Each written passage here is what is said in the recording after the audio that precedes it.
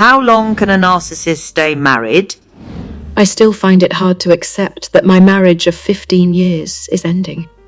After all the energy, hope and love I poured into this relationship, it feels like such a waste. When we first met, Phil swept me off my feet. He was so charming, attentive and loving. I really thought I'd found my soulmate. The first few years felt like a fairy tale, but then gradually things started to change. The sweet compliments became criticisms about my clothes, my cooking, the way I loaded the dishwasher. Nothing was good enough. Date nights stopped. Any concerns I brought up were dismissed as me being too sensitive or imagining things. Phil became distant, irritable, and indifferent. I started doubting myself all the time, thinking I must be doing something wrong. So I tried even harder to be perfect, to have dinner on the table at 6 sharp, dressed in an outfit he liked, to keep the house immaculate, to never bother him with my worries. I thought if I could just be good enough, he would love me like he used to. But it was never enough. Over the years, his periodic rages got worse. He'd scream at me over the smallest things, then give me the silent treatment for days. Once he even shoved me into a wall when I accidentally spilled wine on his shirt. He always apologized after and blamed work stress, so I figured I just needed to avoid setting him off. I felt so alone.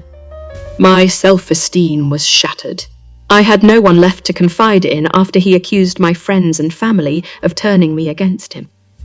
I was terrified of what he might do if I tried to leave. So I stayed, hoping one day he would go back to being the man I fell in love with. But that day never came. Now I'm starting to realize he was never truly that man at all. It was just a mask to win me over. Behind closed doors, his narcissism and volatility have only grown over the years. This marriage has become a prison. I'm not sure how much longer I can survive this. Does ready for change? Your yearning for companionship is valid. Yet you must reflect deeply on whether this relationship still nourishes your spirit or drains it.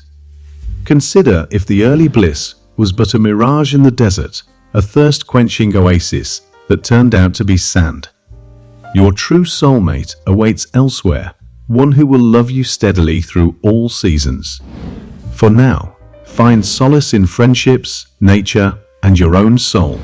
Let self-care and self-love water the seeds of hope and clarity. When the time is right, you will gain the courage to turn towards the open road again.